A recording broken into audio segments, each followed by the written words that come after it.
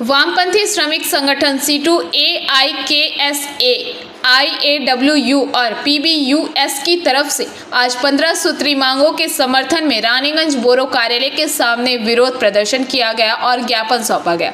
इनमें शहर के बेहाल सड़कों के पुनर्निर्माण की मांग की गई, साथ ही साफ सफाई और निकासी व्यवस्था को बेहतर करने की मांग रखी गई। इसके अलावा सरकारी जमीन पर अवैध अतिक्रमण, तालाब जलाशय को भरकर निर्माण कार्यों को रोकने, प्रदूषण को कम करने, नगर निगम के बजट का 25% बस्ती के विकास में खर्च करने, नगर निगम क्षेत्र में साफ पानी पीने का उपलब्ध कराने, आवास योजना के तहत लोगों को घर उपलब्ध कराने, गरीब लोगों को जमीन का पट्टा देने, बुजुर्ग भत्ता चालू करने सहित अन्य मांगों के समर्थन में यह ज्ञापन सौंपा गया। इस मौके पर यहां हेमंत प्रभाकर, दिवेंदु मुखर्जी, देवीदास बनर्जी, संजय प्रमाणिक, कल्लोल घोष आदि उपस्थित थे।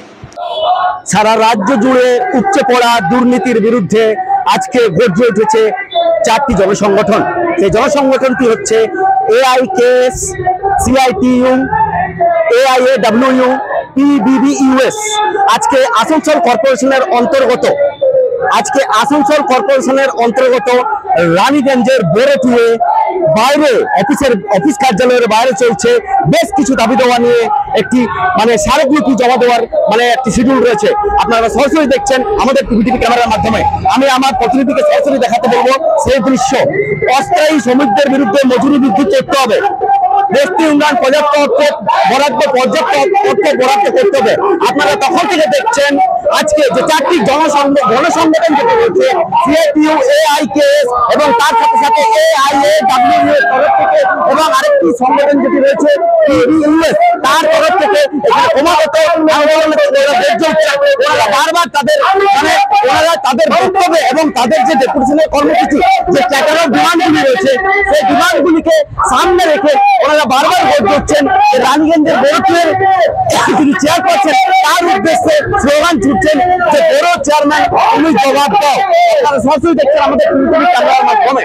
এছাড়া শহরের বেহাল রাস্তাগুলি অবিলম্বে সংস্কারের দাবি, পর্যাপ্ত এবং পরিশুদ্ধ পানীয় জলের দাবি, আবাস যোজনার সকল গৃহহীনদের বাড়ি দিতে হবে, অবিলম্বে বার্ধক্য ভাতা চালু করতে হবে, এই বিশেষ দাবিগুলি রয়েছে। তাছাড়া বিভিন্ন আরো দাবি দেওয়াগুলি স্মারকলিপির মাধ্যমে এখন ভেতরে দিতে আছেন বড় চেয়ারপারসনের কাছ থেকে। আসুন যারা ভেতর থেকে বেরিয়ে আসবেন, যেসব নেতৃত্বগণ তাদের সাথে আমরা সরাসরি জুড়বো এবং তাদের ক্যাটালগ ডিমান্ডটা আমরা জেনে নেবো এবং আমরা জুড়ে যাবো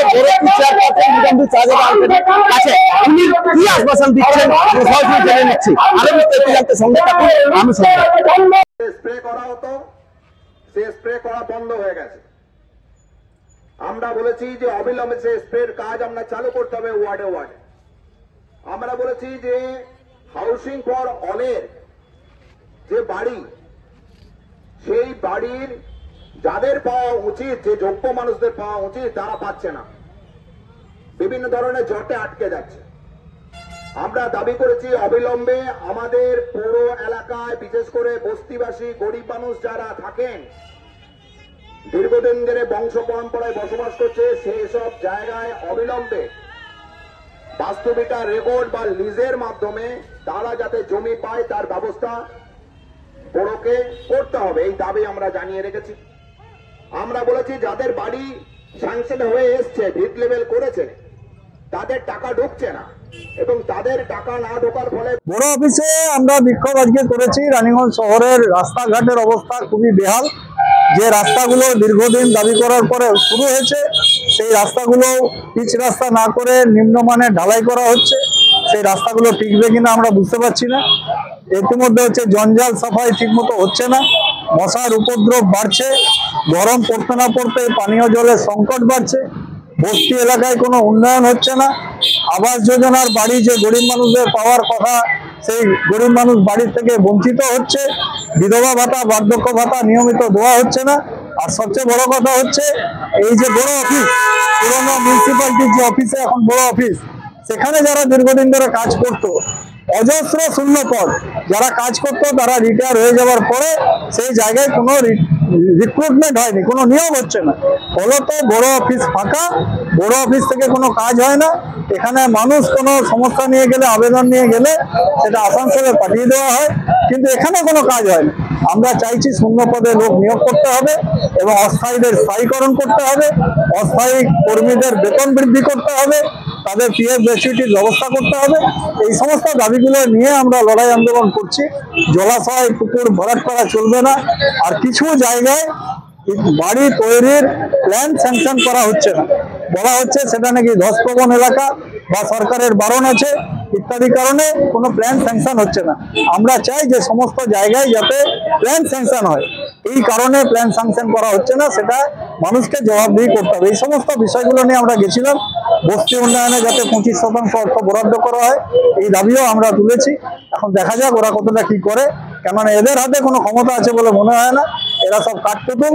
আসানসোলে কর্পোরেশন যারা চালাচ্ছে আর কলকাতা থেকে যারা হচ্ছে এখানকার কর্পোরেশনগুলোকে পরিচালনা করছে, তাদের হাতেই ক্ষমতা। এখন তাদের ইচ্ছার উপরে নির্ভর করবে যে রানীগঞ্জের উন্নয়ন করবে কি করবে না, নাগরিক পরিষেবা দেবে কি দেবে না, সেটা হচ্ছে তাদের উপর নির্ভর করবে। আমাদের লড়াই আরো চলবে, না হলেই হচ্ছে আমরা আরো বৃহত্তর আন্দোলন করব। देखिए, उन लोग का डिमांड था रास्ता घाट।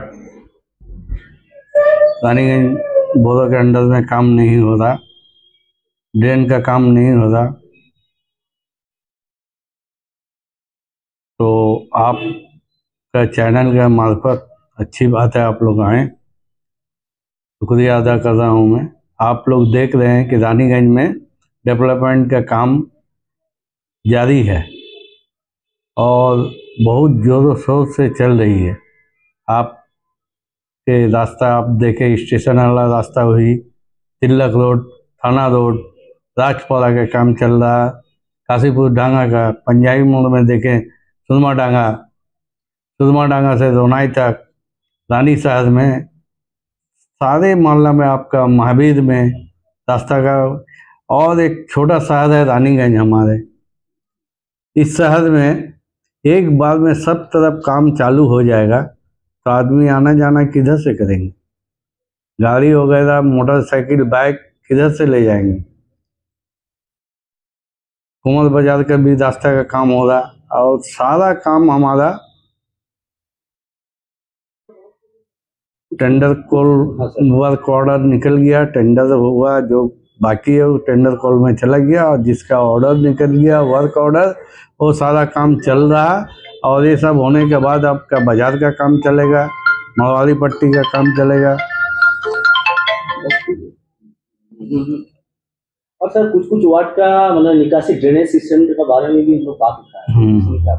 ड्रेन के भी काम चल रही है, आप देख रहे हैं, जहाँ भी रास्ता हो रहा साइड से ड्रेन का भी काम हो रहा है। रानीगंज से सम्राट दास की रिपोर्ट, पीवीटीवी न्यूज।